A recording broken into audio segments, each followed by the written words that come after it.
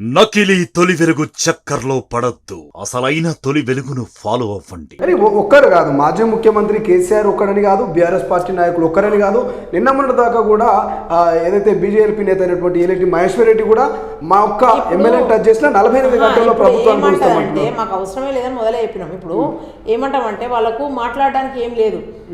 మొన్నటిదాకా రైతు భరోసా ఇయ్యలేదు, ఆల్రెడీ రైతు బంధు పడింది, దాని తర్వాత ఏమనడానికి లేదు. ఐకేపీ సెంటర్లు గత ప్రభుత్వం కంటే కూడా ఈ టైం వరకు వాళ్ళు ఓపెనే చేయలేదు. ఏప్రిల్ 13 తర్వాత 14 తర్వాత ఓపెన్ చేసిన వాళ్ళు. మేము ఆల్రెడీ కొంటనే ఉన్నాము 2.8 లక్షలు, ఇప్పుడు నిన్నటిదాకా 70 లక్షలు. తర్వాత అన్ని కొన్నాక ధాన్యం మెట్రిక్ టన్నుల ధాన్యం కొన్నాము, 2,80,000 మెట్రిక్ టన్నుల ధాన్యం కొన్నాం. ఇంకా ఏం అనడానికి లేదనమాట. ఇస్తాను అక్కడికి మంచిగా 6 గ్యారెంటీలలో అమలు చేసినాము. ఇప్పుడు ఉచిత బస్ ప్రయాణాలు చేస్తూనే ఉన్నాం, 35 కోట్ల మంది మహిళలు ప్రయాణం చేసినారు. తర్వాత మళ్ళా గ్యాస్ సిలిండర్ 500 అని చెప్పినాం, అది ఇచ్చినాము. 200 యూనిట్ల వరకు కరెంట్ ఫ్రీ అన్నాము, అది చేసినాము. ఆరోగ్యశ్రీని పెంచినాము. ఇంకా అనడానికి ఏం లేదు. 5 ఎకరాలు దాటి పడింది రైతు బంధు కూడా. నేను అదే చెప్తా ఉన్నా, అన్నీ అయిపోతున్నాయి, ఇంకా విమర్శించడానికి ఏం లేదు. ఏదో ఒకటి మాట్లాడితే చెల్తుందని అనుకుంటా ఉన్నారు. మహేశ్వర్ రెడ్డి కూడా మంచిగా మాట్లాడితే మంచిగా ఉంటుంది తనకి. ఎందుకంటే అక్కడ ఉన్నప్పుడు తను ఇక్కడ ఉన్నప్పుడు తను ఎట్లా మాట్లాడినరు, అక్కడ పోయినాక ఎట్లా మాట్లాడినరు, ఇవన్నీ కూడా బేరీజ్ చేసుకుంటారు. అయినప్పటికీ కూడా పార్టీలకు అతీతంగానే మీరు బీజేపీ గుర్తు మీద కాదు, మీ సొంత దాని మీదనే గెలిచిందని ఒకంత గౌరవం మాకు ఉండేది. మీరు ఇట్లా మాట్లాడి ఆ గౌరవం కూడా కోల్పోవద్దు మహేశ్వర్ రెడ్డి గారని చెప్తా ఉన్నాం ఆయనకు కూడా. సో ఎవరు మాట్లాడినా కూడా ప్రజల చేత ఎన్నుకోబడిన ప్రభుత్వము అగైన్ మళ్ళా దాన్ని ఏదో చేస్తే ప్రజాస్వామ్యకు విరుద్ధంగా మాట్లాడినట్టు ఉంటుంది వాళ్ళు. అంటే రాజ్యాంగ స్ఫూర్తికి విరుద్ధంగా మాట్లాడినట్టు ఉంటుంది. సో అందుకని ఒకసారి మనము మంచిగా చట్టాలు రాసే చోటికి, మిమ్మల్ని చట్టాలు చేసే చోటికి పంపిండ్రు ప్రజలు. అందరికీ లేని, మాకెవరికి లేని అవకాశం మీకు వచ్చింది.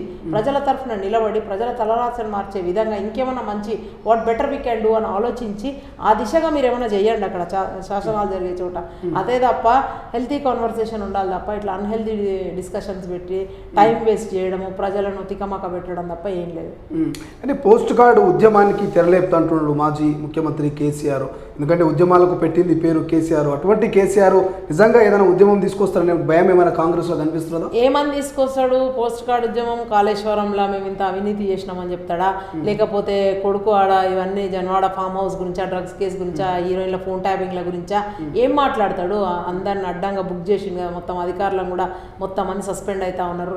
నేడో రేపో నా కొడుకు జైలుకి పోతాడు, పోకుండా అడ్డుకోండి అని చెప్తాడా? బిడ్డ ఆల్రెడీ జైల్లో ఉంది, పరిస్థితి చూడమని చెప్తాడా?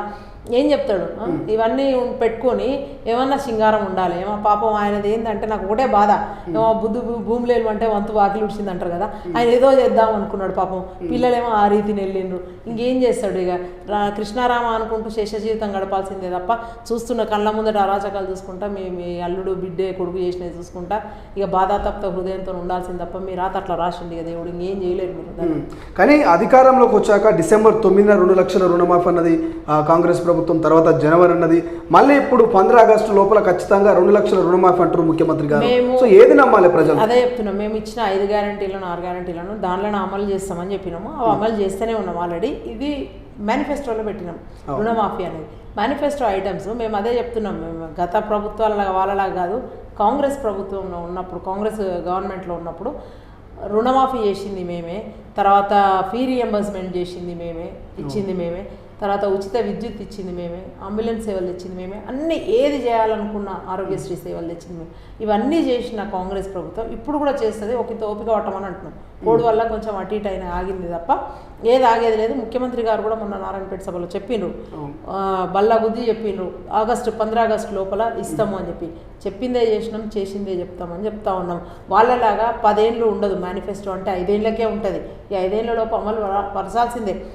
రాబోయే 10 ఏళ్ళు కూడా మేమే ఉండాలనుకుంటాం ఎవరమైనా సరే. కానీ మంచి పరిపాలన అందించాలి, మంచిగా ఉండాలి, ప్రజల పక్షాన ఉండాలి అనుకుంటాం. కానీ ఒకసారి వచ్చిన తర్వాత అమలు చేయకుండా అధికారం కోల్పోతే ఎట్లుంటుంది వాళ్ళని చూసి కూడా మనం నేర్చుకోకపోతే ఇంకో రకంగా ఉంటుంది. అంటే వాళ్ళు ఇస్తామన్న 3 ఎకరాలు ఇవ్వలేదు, వాళ్ళు ఇస్తామన్న దళిత బంధు ఇవ్వలేదు అంటే వాళ్ళు అనుకుంటున్నట్టు ఏమంటారు చూడు వాళ్ళలాగానే అట్లా పచ్చ కామెరలోడికి పచ్చ లోకవెళ్ళ అదే కనిపిస్తుంది అన్నట్టుగా సంథింగ్ అది అట్లా ఆయన ఇయ్యలేదు చేయలేదు కాబట్టి ఎదుటోళ్ళు కూడా ఒక అపోహ ఇస్తారో ఇయ్యరో అని. కానీ ఆయన కూడా ఈ స్కూల్ నుంచే పోయిండు కేసీఆర్ గారు, గుర్తుపెట్టుకోవాలి.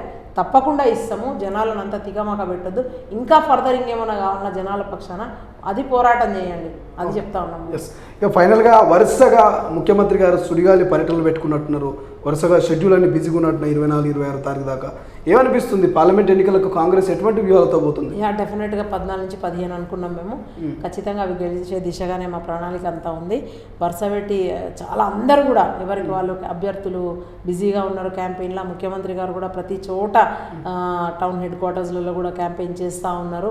అండ్ భారీ ఎత్తున నామినేషన్స్ కూడా షురూ అవుతున్నాయి రేపటి నుంచి. ప్రతి దగ్గర కూడా 1,00,000 మందికి తగ్గకుండా నామినేషన్ ర్యాలీతో జనాలతో సందోహంతో ఉండబోతూ ఉంది. అంటే nomination it self like winnowing అనేది చెప్పబోతా ఉన్నాం మేము. ఖచ్చితంగా 100కి 100% 14 నుంచి 15 గెలుస్తాము. తెలంగాణలో గుడ్ నంబర్ని మేము చూపించి కేంద్రానికి అందిస్తాం. Yes, thank you so much. ఇది కాంగ్రెస్ పార్టీ అధికార ప్రతినిధి భవానీ రెడ్డి అయితే బీఆర్ఎస్ పార్టీ నాయకులకు, అటు బీజేపీ నాయకులకు, ఇక మాజీ ముఖ్యమంత్రి కేసీఆర్కు మాత్రం ఒక ఘాటైనటువంటి కౌంటర్ ఇచ్చే ప్రయత్నం చేశారు. చూద్దాం ఆఫ్టర్ పార్లమెంట్ ఎన్నికల తర్వాత రాష్ట్ర రాజకీయాల్లో ఎటువంటి మార్పు జరగబోతున్నది. నిజంగా ప్రతిపక్షాలు అన్నట్టు మరి అధికార పార్టీ కూలిపోబోతున్నదా, లేక అధికార పార్టీ నాయకులు చెప్తున్నట్టుగా 10 ఏళ్ల పాటు అధికారంలో ఉండబోతున్నది. కెమెరా పర్సన్ అజయ్తో శ్రీశైలం, తొలి వెలుగు, హైదరాబాద్.